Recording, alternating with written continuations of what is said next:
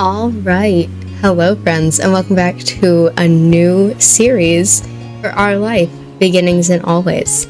If this is your first time seeing this game, whether that is you playing it yourself or watching somebody online playing it, I recommend that you actually watch my first time playing through this game, solely because, as you'll see this guy on the background of the screen right now, Cove Holden, that playthrough is the one where I romanced him.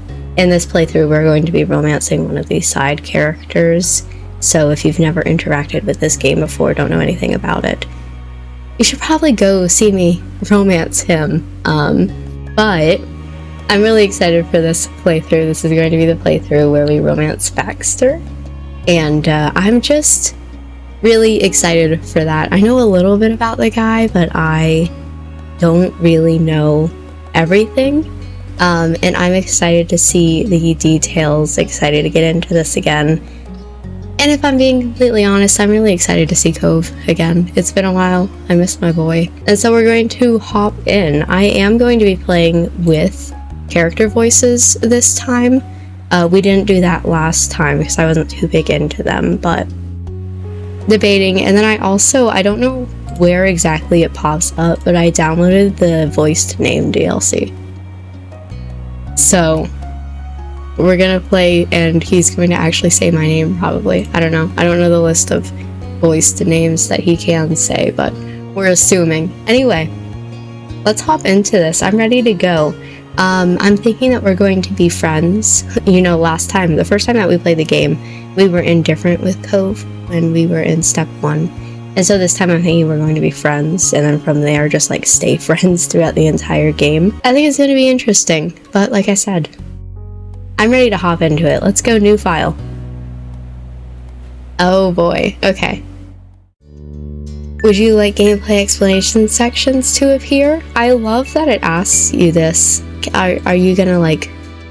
Cool. I'm gonna say no because I feel like we know how to play the game, right? I feel like we are good. So we're gonna do the same as we did last time, same character, nothing else much different there. I'm gonna create myself real fast and I'll be back. Okay, it's me again. Yippee! I can never figure out whether I want my hair to be beige or brown. I feel like in real life it's kind of in the middle of these two. This feels too blonde. This feels too brown. But I am technically speaking blonde, so we'll go with beige. And then voiced name. Okay. So, give me a second. Oh boy. It's kind of nice that they put it, like, in order, I guess. In order, going up and down rather than side to side. I like the aesthetics. Give me a second. We'll figure it out. There I am. Kit. You even got to hear it. Hold on, say it again. Just cause, you know. Kit. Interesting. Yes. Okay. Otherwise, I think we're good. So we're gonna go. Done. Cool. I even got an achievement returned. Begin the prologue again after playing all the way to the end. We're here again, you guys. Summer in Sunset Bird was a special time of year. Your usually sleepy town began to bustle. It was a popular tourist destination, with people coming in from all over to enjoy the beach, the weather, and the relaxation that came with both. The smell of the ocean, crisp and salty, hung in the air, bringing 3 whole months of school-less vacation with it. Yippee! During the summer, your moms didn't like you to wander around too far outside of your neighborhood, so you knew the area pretty well. That included the people. Families came and went from Sunset Bird, but they mostly stayed and did what your mom called putting down roots. They built businesses, they got to know each other, and they definitely said hello to the nice young kids who waved when passing their stores. Going for a walk around town mostly meant that the familiar, friendly residents waved, or asked how your family was, or more often just said hello. Ooh, our first choice. I gotta read through them all again. You were too anxious to say hi back to most of the other residents that greeted you, but they all knew you well enough to expect that. Me. They still smiled at you anyway, and that made you feel a little more comfortable. But today, there was a man sitting on the curb outside your house. He was sitting with his head in his hands, his whole body slumped over, and you wondered if he was even a real person, or a statue that had magically sprung up from the ground overnight. Whoever, or whatever he was, you had never seen him before. One thing about knowing everyone in Sunset Bird was that the people who you didn't recognize really stood out. It was rare for tourists to venture into the residential district, as your mom's called it. So, for you, not knowing who a total stranger was set off a lot of red flags. Your mom's had a talk with you and your big sister Lizzie about this kind of situation before.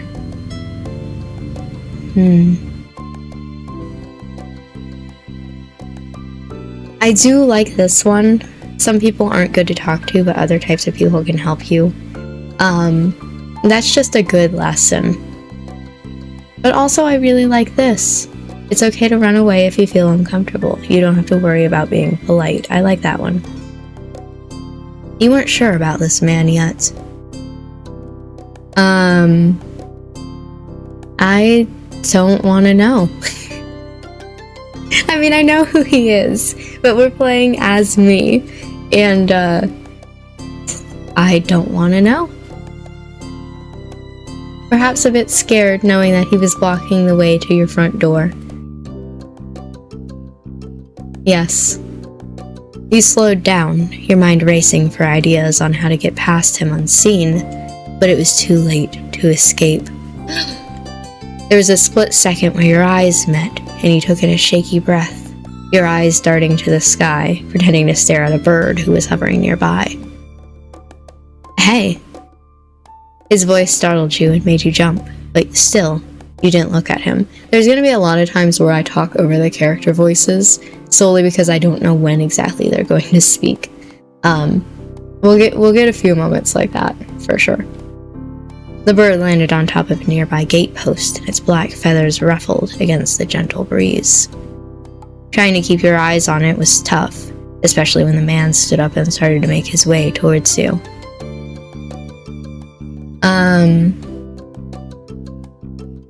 I am somebody who freezes. Hello?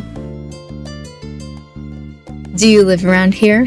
What's your name? Damn, the ponytail returns! You look so much nicer the younger that you are, let me tell you that. You looked at the man up and down, taking in his tanned skin and relaxed appearance. At least his clothes were relaxed, the way he was acting wasn't.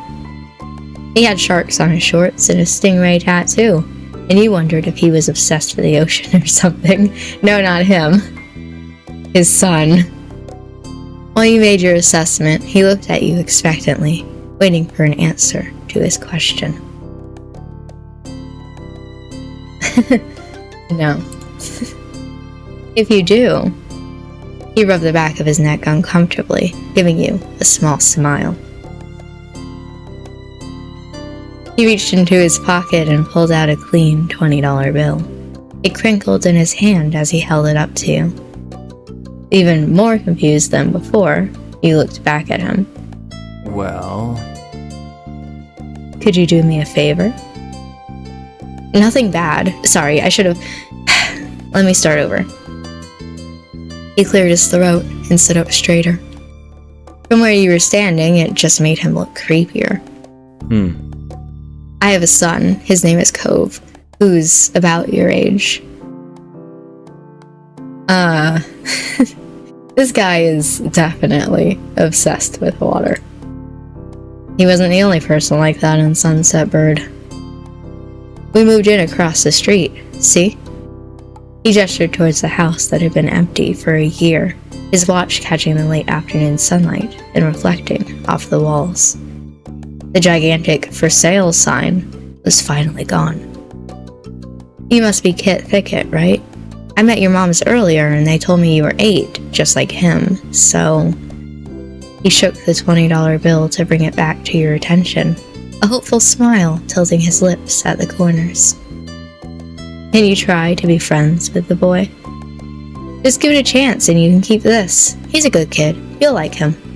Do you mind? But you gotta keep it a secret too, okay? It wouldn't be friendly to say his dad sent you.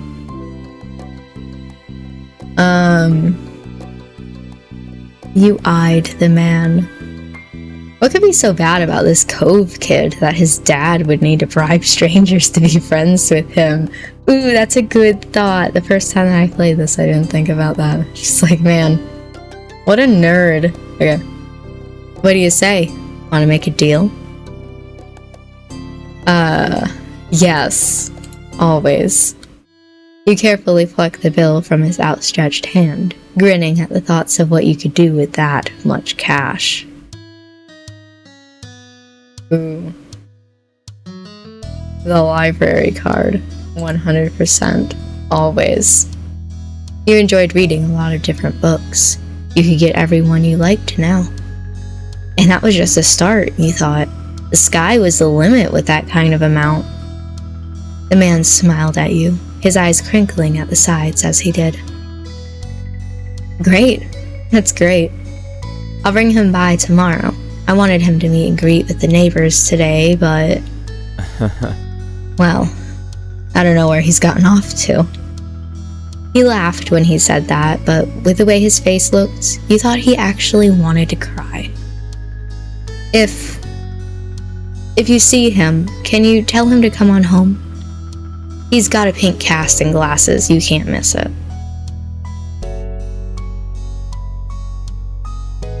I love it. I can try. Yeah. You nodded, not totally certain that you'd find Cove, but willing to look.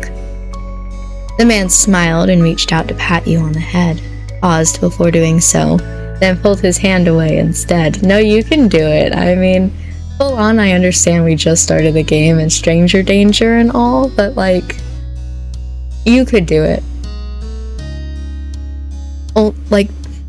Only because I already know you.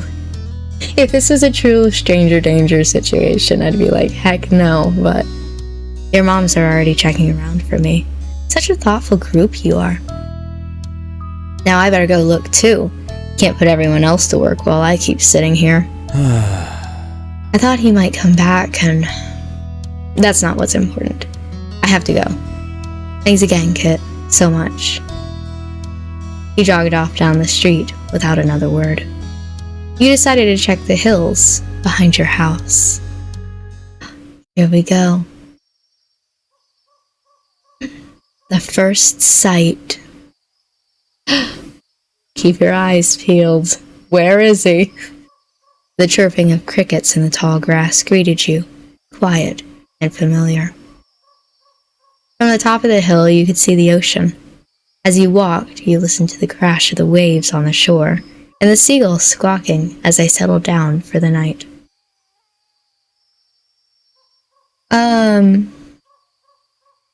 As a kid, I liked the ocean. As an adult, there are better things in life. Sometimes Lizzie would join you, the two of you splashing each other in the waves. Those were the best days. You took in a deep breath. You wanted to try to relax and couldn't. You weren't sure what, but something told you that you weren't alone, so you glanced around. There was a boy sitting at the top of one hill, almost completely hidden within the long grass and white flowers surrounding him. His head was buried in his knees, staring ahead by himself. For whatever reason, probably just that he wasn't paying attention, he hadn't noticed you yet. You watched him a minute longer, feeling a little bit like you'd found a deer in the wild. Though, deer didn't have...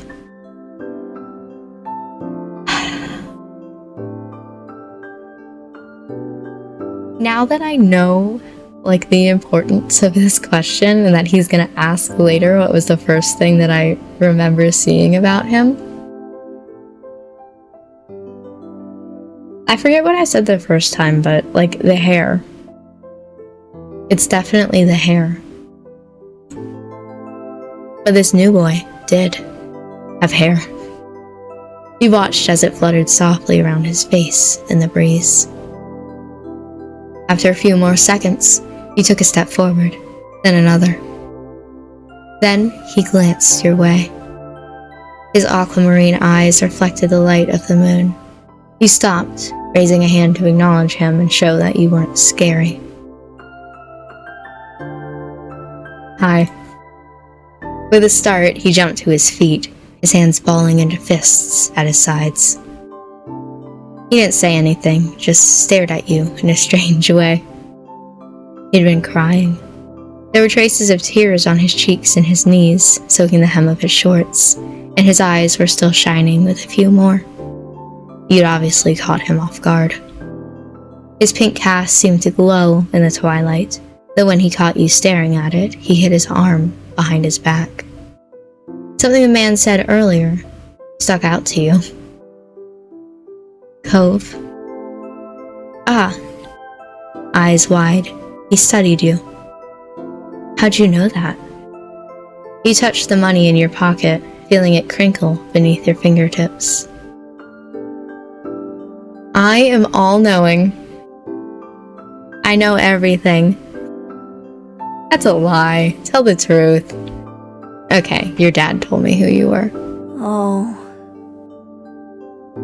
So, is this your hill? He gestured with his uninjured arm to the patch of grass surrounding you, his face falling at the prospect. I can leave if it is. No. While doing so, you also picked out a strand of lint on your leg. What a weird question to ask someone. Oh. He sat back down with a thump, resting his chin on his knees again. Curious about the strange new boy with the odd dad, you sat on the patch of grass next to him. The pure white flowers that covered this hill rocked back and forth gently as the stars twinkled above. The way they dotted the sky made them seem like flowers, too. The night wind was cool as it traveled over the ocean and up the hill, chasing away the heat from the afternoon sun. These seem like the same question. Why are you here? A quiet hiccup escaped Cove as soon as you asked the question. Almost like they'd never stopped, his tears started up again with a vengeance. My parents, they don't want to live together with me anymore. The tears fell fast and heavy over his flushed cheeks, sticking in his dark lashes. My mom made my dad leave and he took me with him, and now we have a house here and I want to go home. The outburst took you off guard. By the time he was done wailing, Cove's chest was heaving with exhaustion. He sniffled and removed his glasses, wiping out his eyes with the back of his hand before he put them back on again. I hate this place. I want my real life back. I want my mom. You'll like it here. You'll just have to get used to it, but I'm not going to say that to him right now. I'm sorry. Pat. He slipped his hands underneath his glasses and pressed his fingers against his eyelids. Cove wound himself up again for another long, crying fit. You felt bad for him, being forced to come here with no choice. You can imagine what it would be like to live with only one of your moms, but it must be pretty hard. But, from way off in the distance, you heard your parents. Kid! Cove? Kids, where'd you go? Cove looked at you, tears still clinging to his cheeks. Don't tell them we're here. I want to go home.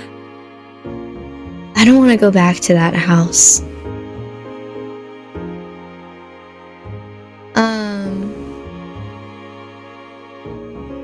It will be okay. He was struck by a sudden need to reassure Cove. it's not gonna be all fun, but isn't he your family too? Yeah, I guess. Then you can count on him when you really, really need him. You shot him a grin and pushed yourself to your feet. Slowly, Cove stood up with you, still looking a little reluctant. His dad's voice rang out again. Cove, can you hear me? He looked towards the sound of his dad's voice, silent, then turned away while rubbing his not bandaged arm. Sorry. I still don't want to go. I will try to convince him. Are you sure? You'd have to stay outside for the whole night and sleep on the wet grass. Before Cove could say anything else, you heard his dad's voice again, even closer than before. There you are, bud. The trio of parents appeared over the curve of the hill. Instantly, all their eyes landed on you, and they rushed over. Both of your moms were at your side in a split second, faces filled with worry. Kid, you're here after all. We'd been at the park to check for Cove, and then we heard what happened earlier when you met the new neighbor. I thought you might have gone off further away.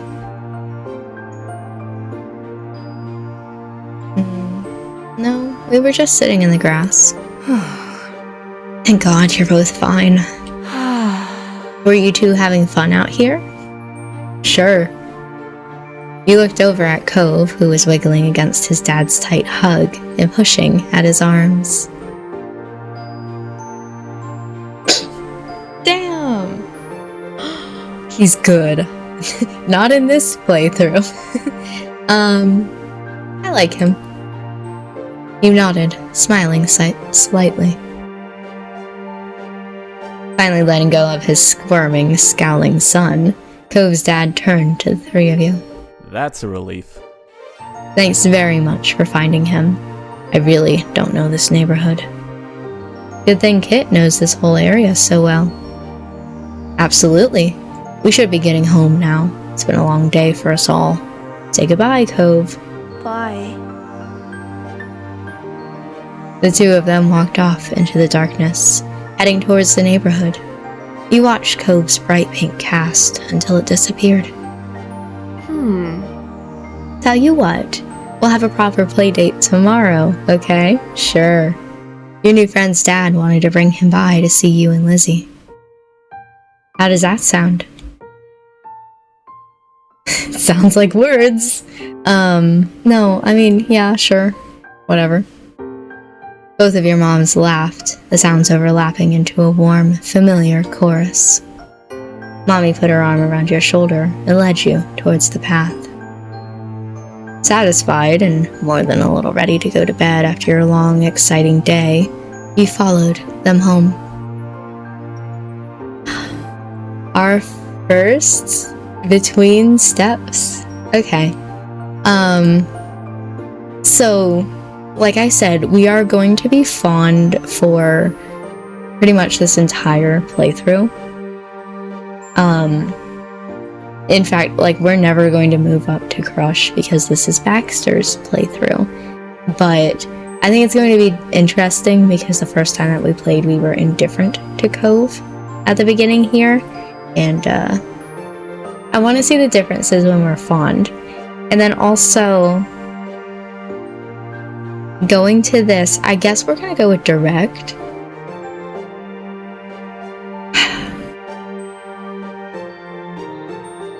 I kind of want to do relaxed.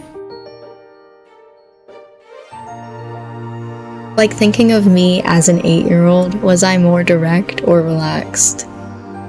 I'll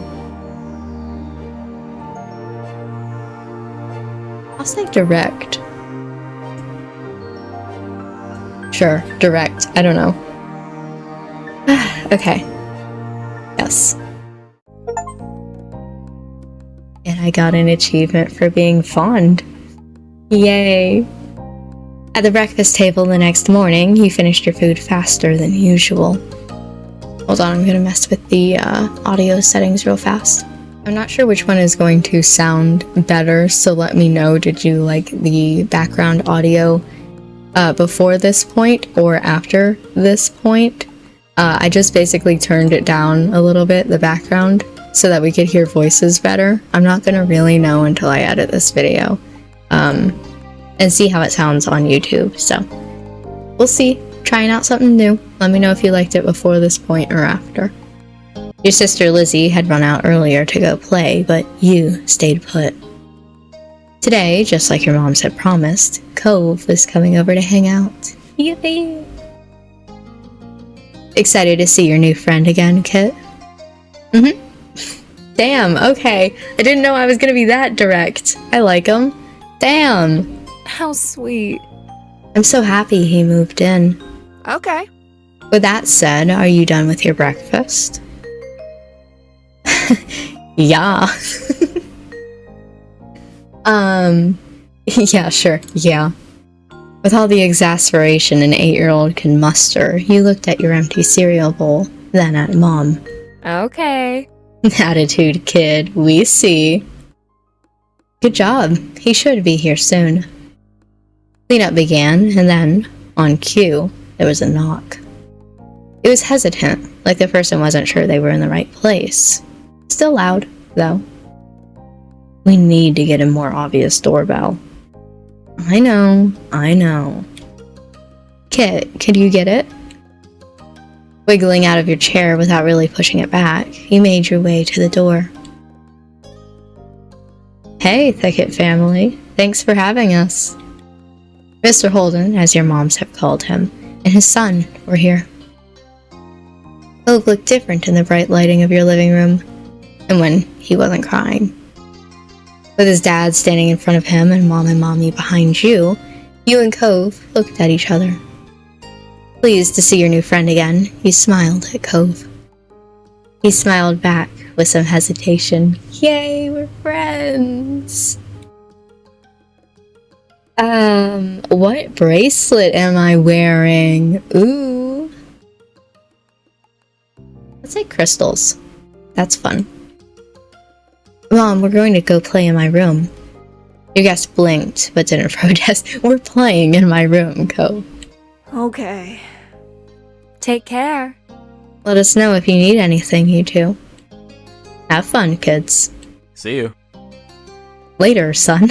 Play nice.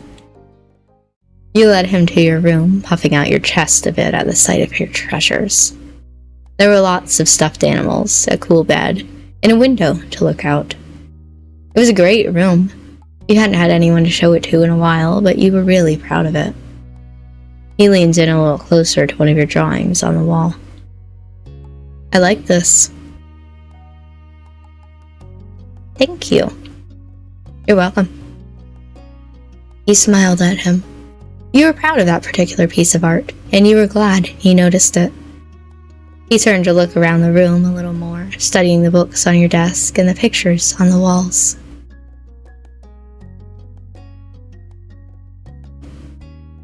You were glad for the company. It was nice to have someone new to play with.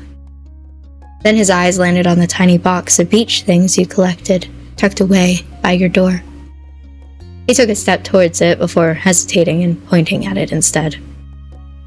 What's that? A hoard of stuff I found on the beach. Oh. Do you have any driftwood in there?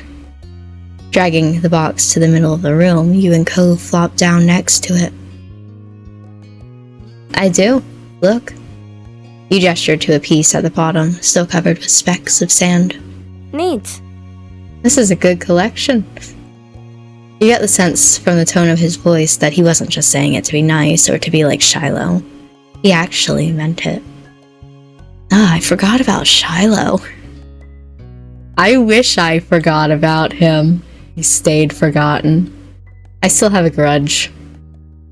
Shiloh? He's friends with my older sister, and he's supposed to hang out here this afternoon. Do I have to see him? Yeah, you do. You don't have to do anything, but he's going to be here. Anyway, I found this gigantic shell here stuck to an even bigger rock. You pulled out seashell after seashell, explaining where you'd gotten each one and holding them up against the light. There were big ones, small ones, pink, purple, and orange. Most of them you washed off in the bathroom sink when you brought them home, cleaning off the sand.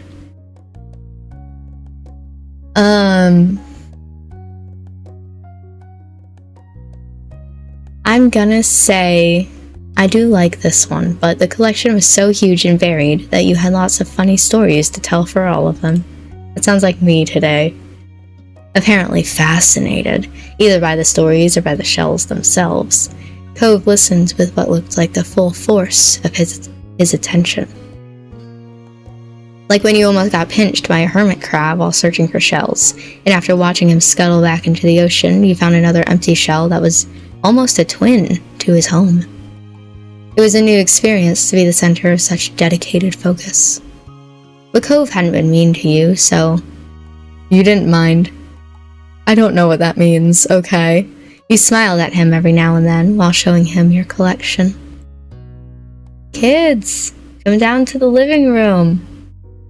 You could tell the idea was making him unhappy, but Mommy wasn't giving you much of a chance to hang around. Cove hadn't been like this meeting you. You guessed it was because he thinks you found each other by accident, not that a parent made it happen. Mr. Holden must be right that telling Cove his dad was part of that would be a bad idea. Before you knew it, you'd both been escorted downstairs and deposited in the living room, ready for Shiloh's visit. Yippee. The two of you sat side by side on the floor of your home's entryway. I brought the box of shells. I want to keep looking at them. Great. Bust it open. Let's go. We can keep looking while we wait for Shiloh. Cove reached in and pulled out a big orange shell. Oh. Like he hadn't spoken aloud yet, he turned to you and held it up, his eyes shining. I think this one is the best of them. I don't know the whole collection of shells to know whether or not that one is my favorite. I'm also not going to give it to you because the first time that I played, I tried, and you don't enjoy being given gifts. So maybe I like a different one best. You reached into the box to take out the one you preferred. Cove looked on with interest. The two of you were still sitting on the floor going through your collection of beach findings when the doorbell finally rang. Cove jumped, startled by the sound. Since the person hadn't knocked, you figured it was probably Shiloh. He knew where to look for that. Lizzie's friend. You nodded, but that didn't seem to make Cove feel better. It was already obvious that Cove didn't hide his feelings well. You could tell what he was thinking right away. This isn't a good idea. No, I mean, I know. It's just Shiloh, and where would you even go? He's at her only door, and if you go upstairs, he'll find you. Menacing. Cove glanced around the room, his eyes wide, and finally paused with his gaze locked onto the back of the house. I can go out the window. He was already walking towards it. Scrambling to think of something to say, you stepped forward, then paused.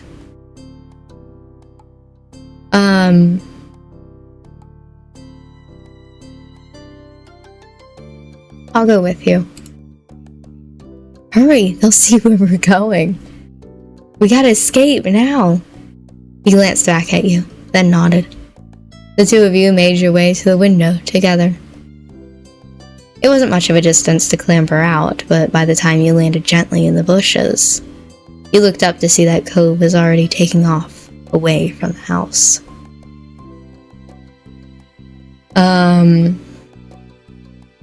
I like that I get to choose his speed. If we know anything about this game, he's going to be a jock. Unfortunately. But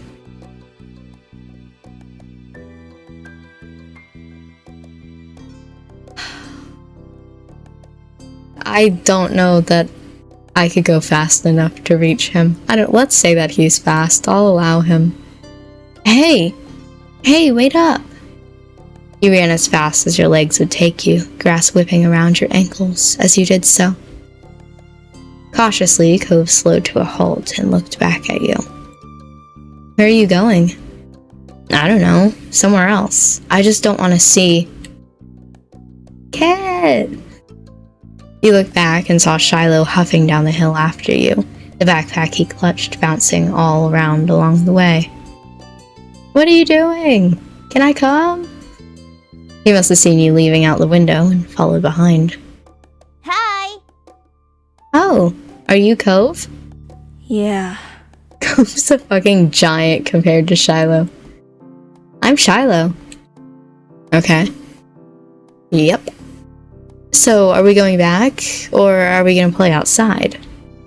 Shiloh's eyes moved between you and Cove. The smile remained strong on his face. I got a tiny frown from Cove in response. You were just grateful he hadn't asked why he had been running away. Inside, we left the box on the floor. My stuff! We need to get it before someone steps on it. Okay. With Shiloh trailing behind, you and Cove headed back towards the house. The plan for the afternoon, at least as far as you were concerned, was to sit and look at the beach things some more. You weren't really in the mood to do much of anything else, especially if Cove was having fun. This is a scallop shell I found last week. I kept it because it looks neat. It's a pretty color, kind of like my cast. The beautiful glittering pink did look a little bit like the wrap around his arm. Pink is a nice color. Okay. Oh? Is it your favorite? Not really. Yes, it is, Cove. Don't lie to him like that. No, Cove's favorite colors are... Oh my gosh, green, yellow, blue. Not in that order. What is green, yellow, blue? Maybe green or blue. It might be yellow. I think it should be pink. Honestly, the amount of fucking pink that you have in your wardrobe, it should be pink. Oh, those are all cool. I guess. There are better colors. Like pink. Says you. You poked your tongue out at Cove, trying not to laugh when he did the same thing in retaliation. That's cute, I like that. Like usual, it didn't take long for Shiloh to get fidgety. Lizzie was his favorite. Without her around, Shiloh didn't seem to know what to do with himself. And Cove wasn't like your sister. He wasn't that much like you either. Is Lizzie coming back? Don't know. Where'd she go? I think she's at the beach. Probably. Is she playing at her park? Cove's eyes lit up at the mention of the park, and he looked towards you. There's a park?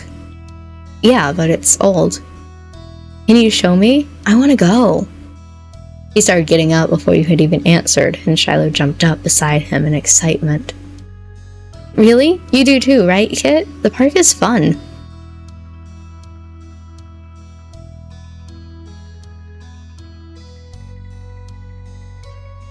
The park's okay. Yeah. It's right at the beach, so there's lots of fun stuff to do, and lots of sand. It has a jungle gym and a bunch of swings. It sounds like it could be cool. So, are we gonna go find Lizzie? I don't know. I never really wanted to see her. I just want to check the park out. Adrift without any direction, Shiloh finally turned to you. Okay. He perked up. Both boys wanted to go. It was only fair. After getting permission from your moms, the three of you were ready to head out. It was a short walk to the park. Lizzie had convinced your moms that it was so short, she should always be allowed to walk there by herself. When you found her, she was hanging out on the jungle gym, swinging back and forth.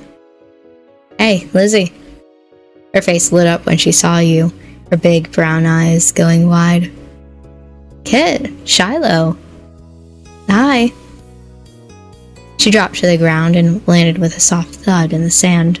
In a split second, Shiloh had abandoned you two and scrambled over to stand by her. You were used to being left out when it was just the three of you. But now Cove was here. You wondered if he would leave too. Who's that? It's Cove. He's new. Hi. I remember. Hi, Cove. Welcome to my park. Nobody ever comes to play here, so this is where we get together.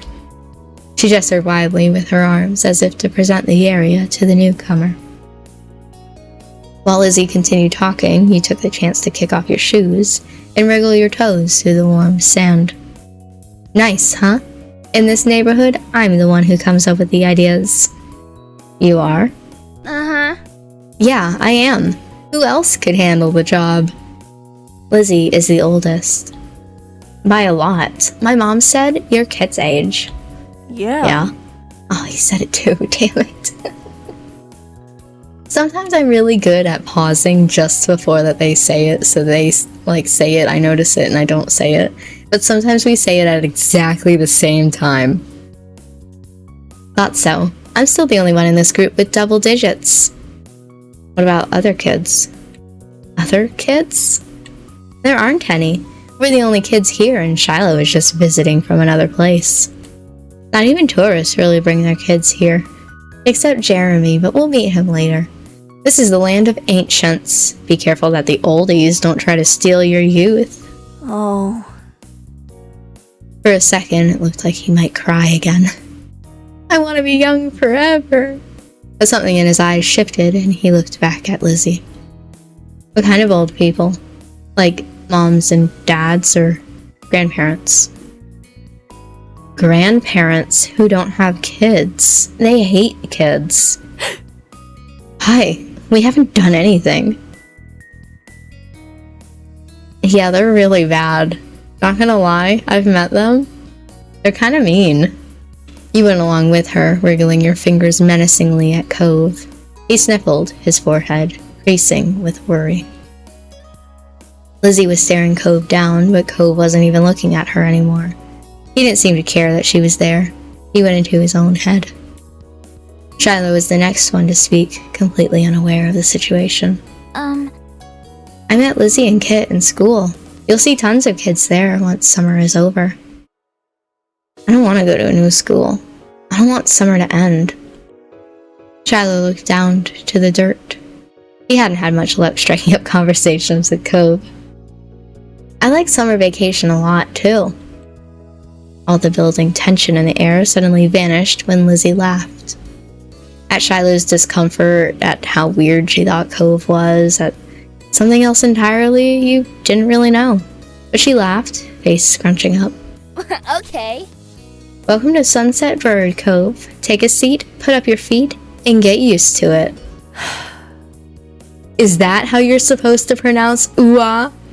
It's supposed to be a sigh this entire time? Cove. You offered him a small smile, and that at least looked to reassure him some. For the rest of the summer, Cove was always there. You saw him more often than Shiloh, and on some days when she was in a bad mood or busy, you even saw him more than Lizzie. He became a staple of your everyday life, the way sun and lunch and the beach were. During your first summer together, you really liked Cove. Okay? He was a fun person to play with, and he seemed to like playing with you, too. Of course, that was only the start of things. Nope, that's it. That's the end. This is Baxter's playthrough. I'm sorry, we're only going to be friends. I'm sorry, but that is it for the beginning little prologue of the game. We can now start our moments, start having our 8-year-old year. I'm excited to get back into it. Like I said, I missed Cove. I'm excited to see Baxter's side of the story, though he doesn't start to appear until step 2 and then most of step 3.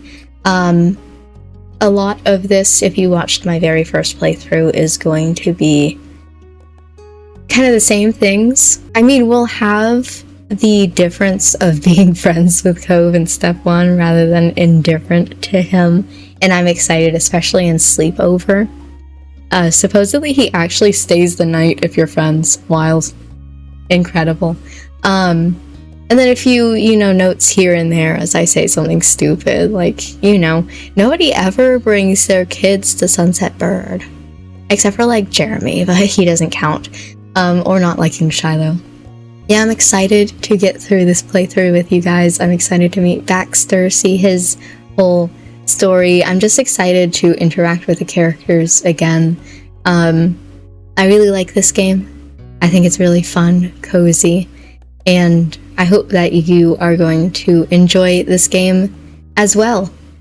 Me share one of my favorite games with you guys if you haven't seen it yet, and if you have, if you watched my first playthrough, then I'm glad you're here again with me and having another adventure in Sunset Bird. But that's going to be it for this episode. We'll do 2 moments per each episode in step 1, and then move on as the moments get longer and longer, start doing only 1 in each episode. But that's all we've got for this one. So thank you for watching this episode. I hope that you enjoyed it. I hope that you are interested in seeing the rest of this particular playthrough. And I will see you next episode for some shopping, and then we'll grow up. That sounds so weird to say. We just started the game. Let's grow up. I'll see you then.